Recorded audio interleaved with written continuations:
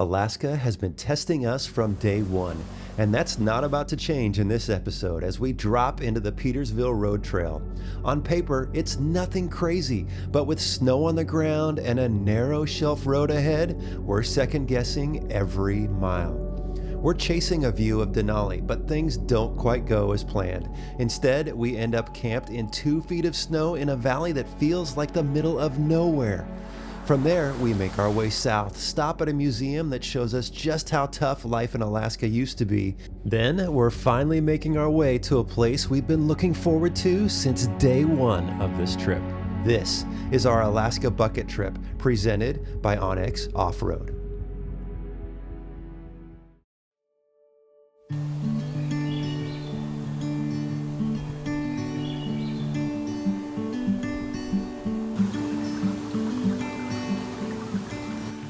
It's hard to believe I'm on day 17 since I left home. Time really flies when you're having fun on these adventures. It has been so incredible and so amazing. We've traveled over 4,500 miles so far, and we still have several thousand miles to go. This has been a good camp spot, beautiful spot here on the beach. I can tell that this is highly used probably on the weekend, and I can't blame people for coming out here. There are no fish in this river. We looked and we tried, but there's nothing here. Now, we're gonna get these very dirty and tired trucks back on the trail again, and we are gonna head deep into the backcountry on an old mining trail where there's a lot of history, and if we get lucky, we might be able to see Mount Denali off in the distance.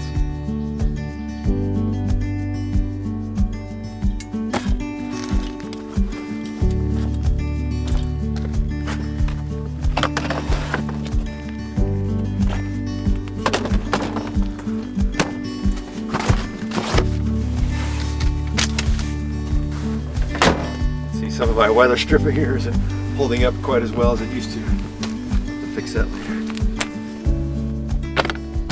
This trail we're going to is called Petersville Road, and it's one I found on Onyx Off-Road. It's already been curated. There's already somebody that's gone through here and figured out the time and distance, which was extremely helpful. And I'm gonna leave a link down below, guys, for this entire Alaska trip route that you can download. Huge thanks to Onyx for supporting this adventure, and I'm looking forward to seeing where this trail we're going to takes us today. This is gonna be a good one, guys.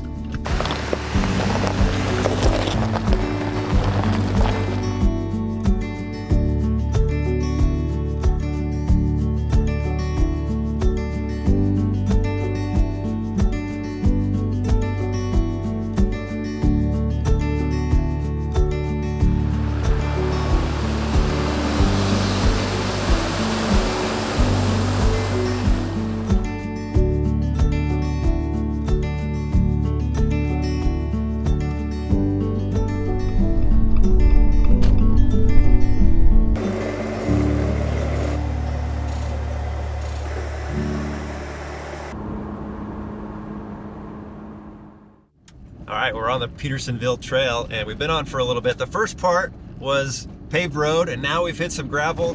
The trees are starting to clear out, and there are some beautiful views of the mountains off in the distance. This trail was built to support the miners and homesteaders back in the 1920s, so there's a lot of history here. And a really cool fact is they were actually giving away land, so you could come out here and just claim it. That's pretty awesome. Can you imagine that happening today? A lot of hunters out here as well, so maybe we'll see some wildlife.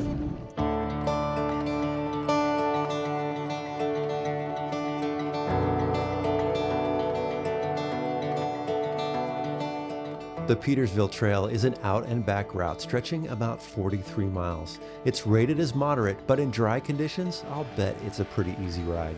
Near the end, there's a short detour about 4 miles that leads to the edge of Denali National Park, where you can get a glimpse of North America's tallest mountain.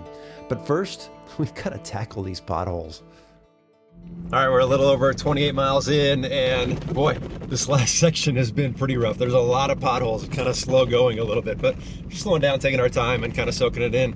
And I was just thinking, looking at these mountains off in the distance, like how harsh and rugged this area is, and to be out here in the 1920s, trying to homestead and mine, boy, those people must have just been rugged. And, you know, how exciting though, you know, free land and the opportunity to strike it rich. I'm sure there was a lot of excitement going on out here. I'm excited today to be exploring it, that's for sure.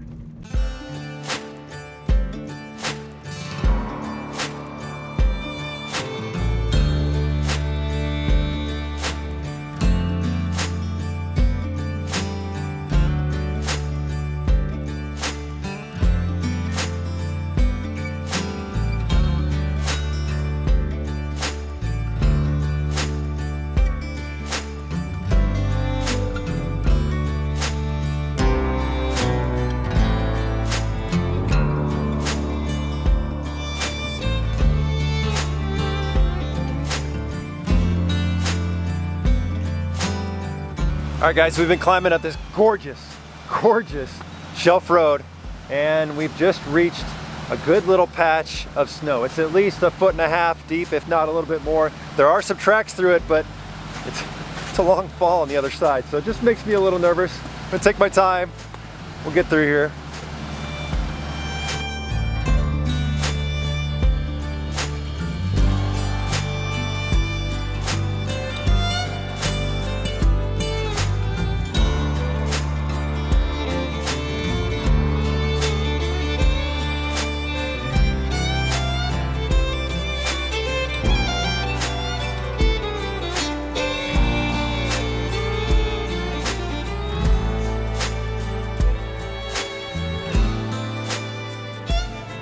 Many of you know that shelf roads are not my favorite thing in the world, but this one's okay. But that snow was a little sketchy. Let's hope we don't have any more of that. However, we are climbing an elevation, so who knows where the adventure is going to lead us. I was having a blast, but I'll be honest, there were a few moments where the Jeep felt a little too close to the edge. With snow under the tires, you've got to stay sharp. The hardest part though, keeping my eyes on the trail. Between the mountain views and the river below carving through the snow, it was hard not to just stop and take it all in, but up ahead we could already see it. Deeper snow on the trail was waiting for us, and we needed to fight through.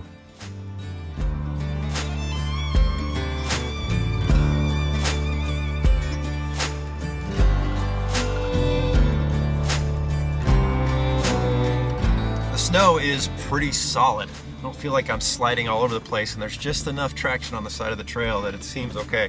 We're almost to the bottom of the mountain, and we're actually not too far from the campsites we have marked. Now, are we gonna camp here? It's not even 1 o'clock. I don't know what's in store, but we're gonna keep going as far as we can go. This is actually fun. It hasn't been the sketchy zone yet, it's just been the fun zone.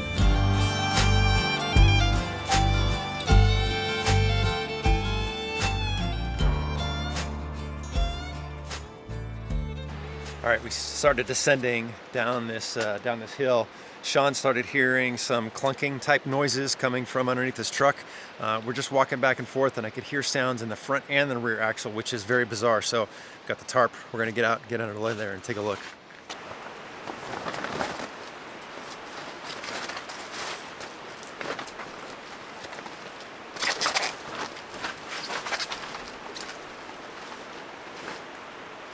All right, I just spent a good 10 minutes under Sean's truck, and I think I found the problem. Take a look at this. You guys see that right there? That is one big rock, and I can't pull it through the caliper side, so we're gonna see if we can feed it through the front of the wheel. I don't know how he did that. There. You got it. Yeah, look at that. It must have gone in through the hole in the outside, eh? Look at that big rock Sean had in there. I'm glad we were able to get Sean's truck sorted. I was under there looking at U-joints and control arms and shocks. It's just a big rock. So that catastrophe is averted. However, as we were sitting here looking off into the distance, it looks like the road is snowed. We're gonna go as far as we can. Once again, Mother Nature's gonna stop us, I think. This snow was deep, but more hard-packed than the wet stuff we had hit the other day. The catch this time, a thick layer of ice underneath. So once again, I had Doc rolling back and forth, just trying to fight through. Back in the Navy, we had a saying for new sailors heading out to sea for the first time that they were getting their sea legs. On this trip, I think I'm getting my snow legs. We don't get much of this in the Southwest, and honestly, I'm loving it. Yeah, Brad.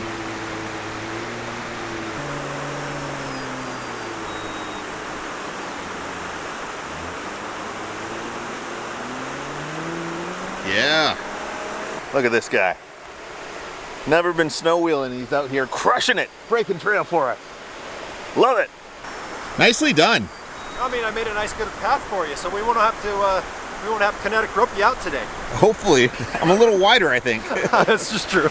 Well, Doc's never done anything like that. That was fun. That's a good 2 feet deep, maybe. There's ice underneath, but I had to kind of plow through it. It was a lot of fun. It's gonna be much easier for Sean.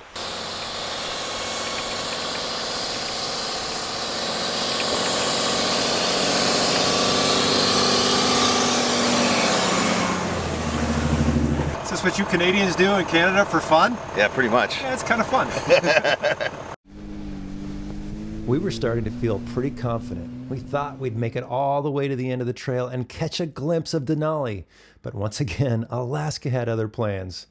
Up ahead, the snow got even deeper and the trail turned into a steep climb we just couldn't tackle. We gave it our best shot, but in the end, we had to back down, and this was not a comfortable feeling. All right, backing down a hill using my side mirrors and my review camera on ice. So this feels a little sketchy. Nice and easy and slow. Hugging a couple trees there. Yeah, we got out and looked further ahead, and the road there's no more breaks in it. And as far as I know, there's no more camping up there either. So we're gonna head back, and I don't know, we might camp down below. We'll see how it goes, but I gotta get down this hill without slipping off first. All right, back down the hill to the flat area. There is a campsite right here that I actually had marked when I was planning this on Onyx. It's covered in snow, but we could just drive back and forth and pack it down a little bit. But Sean went back across the bridge. There was another campsite over there, and he's gonna see if that has a little less snow, but I think we've decided we're gonna camp here tonight, because why not?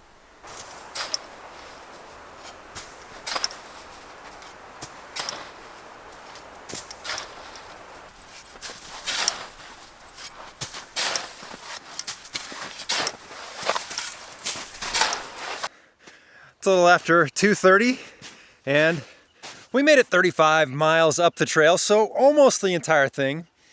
But this is actually a very satisfactory spot. Now it's covered in a foot of snow, but I've been shoveling snow, and we shoveled a little walkway, a little camping area, and that's why I'm wearing a t-shirt, and it's so cold outside. I'll be bundling up here soon, but I was working up a sweat shoveling snow. Now, we've got a couple chairs, we got a couple adult beverages, and we've got a Duraflame log that might decide to light if we're motivated enough. We'll see, but there's no wood around here, so thankfully we got those logs.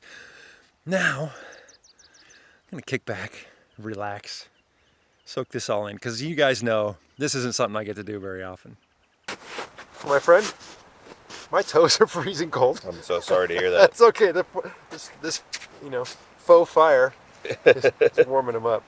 I will say this is the first time I've ever built fire on ice, so this is a first for me. Yeah, it doesn't work great, but Yeah. you got to do what you got to do. Yeah. I can't even imagine, man. This road was built in the 1920s. Yep. Can you imagine coming out here with just whatever you can carry on your horse and out here to build a homestead and prospect? Can you imagine what that was like? Not clearly, but it sounds fantastic. I wish I could experience it. I mean, we're only getting a fraction of what those guys have. We've got apartments on vehicles. I think you mean they had a fraction of what we have. Well, yeah. But I mean, it's just, I don't know. It's cool to think about. Yep. I mean, those guys were a different breed of people. Mm-hmm. It was a different time. Yeah. But it's fun to follow in their footsteps. It is fun in their footsteps. It's easy to go camp in the summer in comfortable places, but I think getting out of your comfort zone, like this San Diego guy is doing right now, it's good. I like it. You can probably count on one hand the amount of times you snow camped, eh? Yeah, it hasn't. I've never camped like this in the snow, and I'm loving it. Yeah, it's great. Cheers. It felt good to get to camp early for once and just slow things down. But after a good little rest, Sean caught the itch to see if there was any gold in a nearby stream. Ever since our trip to Dawson City last year, he's had a bit of gold fever. I think he's still dialing in his technique, but the hunt, that's what keeps him grinning. We've been having a great afternoon. I mean, considering that it's cold and we're in the snow, we've just been having a blast talking around the campfire. And I'm in charge of dinner tonight, so we're gonna do a little ravioli. I've got some marinara sauce, I've got some Parmesan cheese. And the good thing is I'm cooking on an electric stove, so it should heat up no problem. Have a good meal, and then I'm just gonna keep hanging out and just, yeah, we're in Alaska, guys. Life's good. I'm in Alaska! Woo! Yeah, what he said.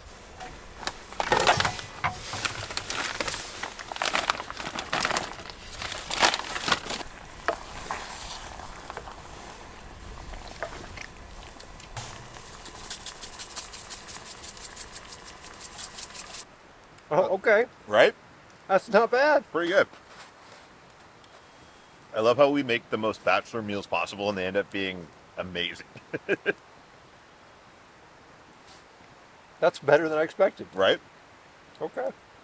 I think we were both surprised with how good that simple meal turned out. I might have to put that one back on the menu. This was one of those days I'll definitely remember. But my second pair of shoes, yeah, they're now soaked as well. Here's hoping they dry out overnight.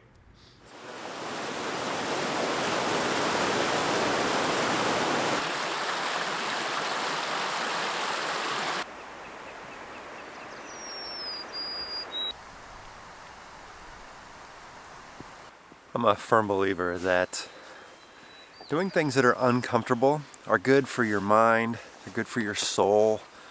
They make you a little more resilient, and I think this is definitely one of those times. I'm a little out of my comfort zone in this weather. It's been great. I mean, I've camped in some snow and cold before, but not like this. And it's actually crazy because it's not like temperature cold, it's just like wet cold. I think it's like 46 degrees. I have the heater going on inside the camper, and I was trying to dry out my boots, put a little fan there, getting creative. But it was nice and warm in the camper, and I've got a good sleeping system, so that's not the issue. But you come outside, and all of a sudden that cold just gets in your bones, even with all these clothes. I don't know. I'm enjoying it. I really am. I'm just trying to soak it all in because this isn't something I'm going to get to do for a long time. I got hot coffee. Little challenge with my battery because we only drove a couple hours yesterday. I didn't get a full charge, and I'm not getting any solar, so my battery's pretty low. I'm not sure how long we're going to drive today, so it may still be a challenge, and I don't think we're going to get a whole lot more sunshine over the next couple days. So today, got a little surprise in store. I'm going to change things up and see if Sean's up for it, and then we're going to hit another trail if all goes well. Morning. Good morning. Thanks for making breakfast. Hey, no problem. I have a proposal for you if you're feeling trusting. So I did a little homework last night, and I found a really, really cool place to stop on our way to our next destination. Okay. That would mean we would only get to go there and maybe a place to eat. But I don't want to tell you what it is because I kind of want it to be a surprise because it's really cool. Okay. Are you down with that? Yeah, absolutely. It sounds fun. All right, I love it. All right. I'm thankful Sean is going to be trusting and a little excited to see where we go. Now, I'll give you guys a little hint. This is something very Alaskan, and it's something he and I both love. But before we can get there, we've got to get back up this pass, which is covered in snow, and now with all this rain, maybe covered with some ice. So this should be interesting.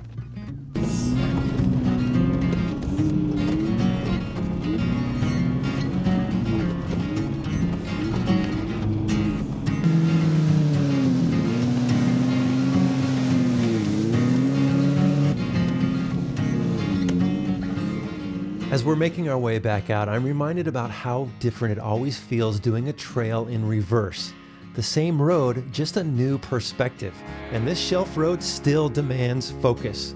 The snow is melting, but those puddles are growing, and that river is not too far off our right tire.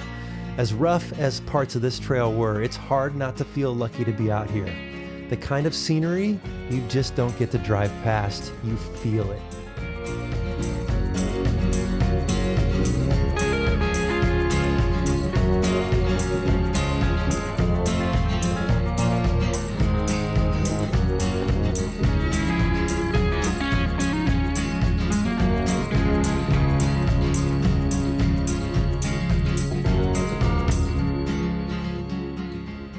All right, we're up and over the pass, and just one little section I started to go into a little ditch on the left.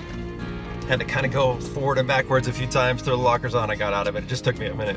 But now we should have clear sailing all the way to the end of the road. Just a little rain, little puddles, maybe a little mud. Yeah, it's beautiful.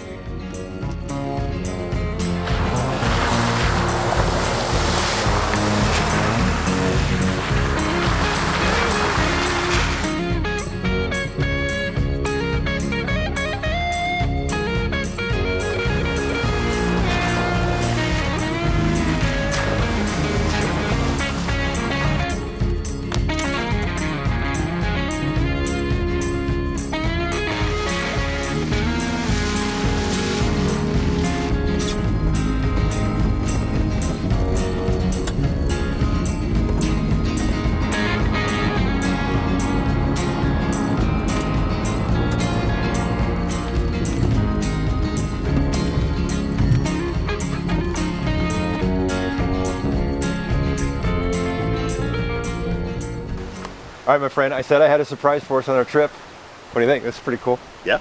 All the cool fire trucks and airplanes and trains. There's some big planes over there. This is right up our alley. Yeah. Yeah. Walking through this museum makes us feel like we're stepping into a time machine that only runs on grit and determination. Inside, there are snowmobiles that once roared through blizzards and machines that were more survival tools than transportation. Everything here was built with a purpose, and that purpose was usually staying alive through winter.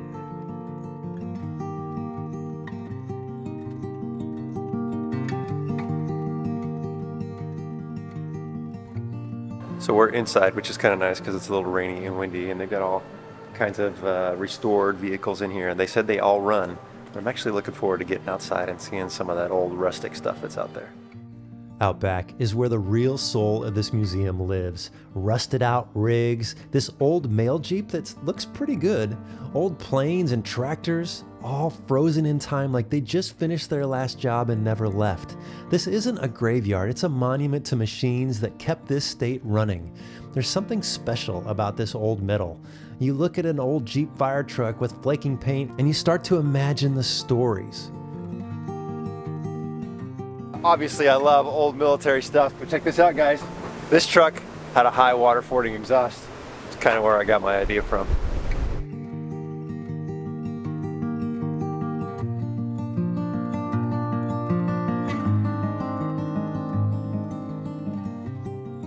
Guys, I'm eating this up. This is awesome. I love this stuff. Yeah. Old cars, tractors, trains, chainsaws. What do you think, man? A little bit of history, man. You gotta see some history when you go somewhere. Yeah, Alaska history, transportation history. Mm-hmm. Super cool. We like transportation. We love transportation.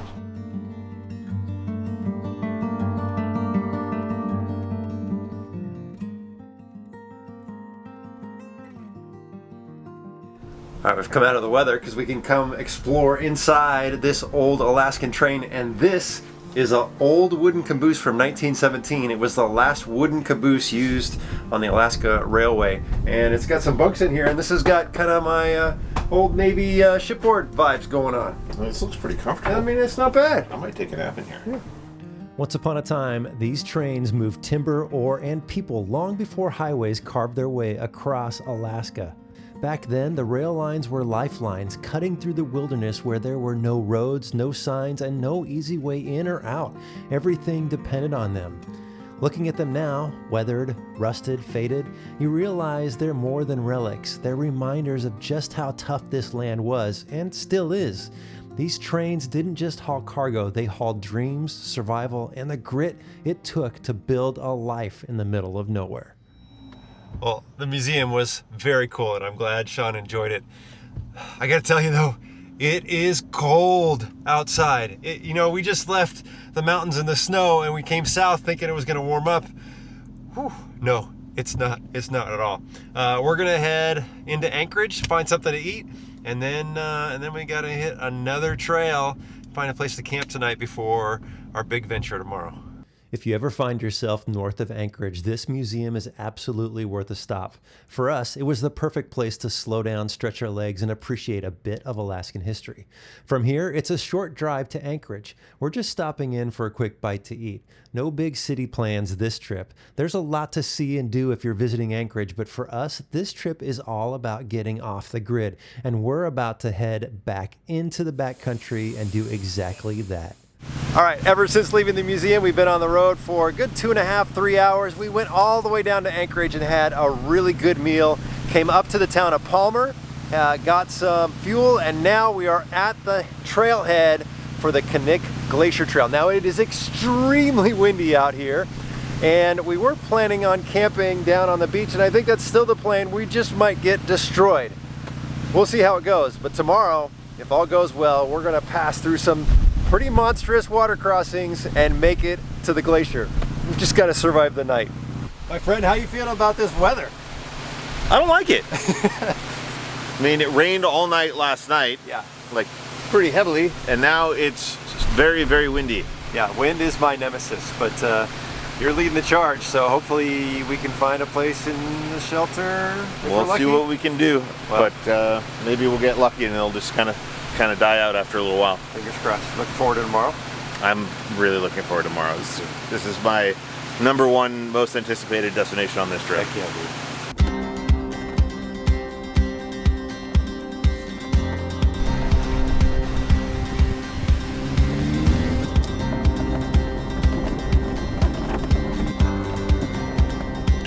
It's pretty windy out here. Just checked the weather forecast and the winds are supposed to drop dramatically in about an hour. So we're gonna drive around a little bit and just enjoy the scenery. The river is right here, beautiful mountains off in the distance. And we're gonna see if we can find a really good camp spot and then just hunker down until that wind dies down. Hopefully the forecast is correct.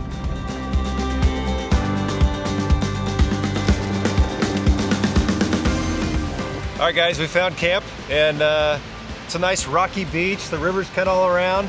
I'm sure you can hear that wind. It is brutal right now. We've got the trucks pointed towards the wind, so the camper's giving us a little bit of protection, and we're just gonna wait this out. Forecast says it should die down, so we'll see. Yeah, if it doesn't die down, this isn't gonna be camp, because we're not gonna be able to sleep. No, 100%. It's beautiful though. You can feel it shaking your truck. Oh yeah, it's rock and roll.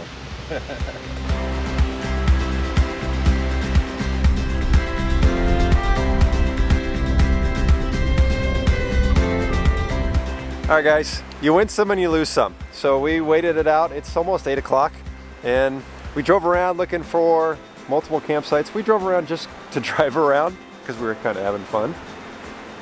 But the wind has not stopped, and so the forecast was not entirely correct. So we have hunkered down behind these trees for the night, and tomorrow the views should get much, much better. So yeah, hopefully the wind gets much, much better. hopefully the wind gets like none. We have no wind tomorrow. That's what we're hoping for. So, but this will work for the night. We are thankful to be tucked behind these trees and out of the wind, but we know we are just on the edge of something much bigger. Behind us, the trail stretches out towards rivers, mountains, and the edge of a glacier we've been looking forward to reaching since the start of this trip. It's remote, it's flooded, and it's exactly why we came to this kind of place. Tomorrow, we hit the trail to just find out how far we can make it.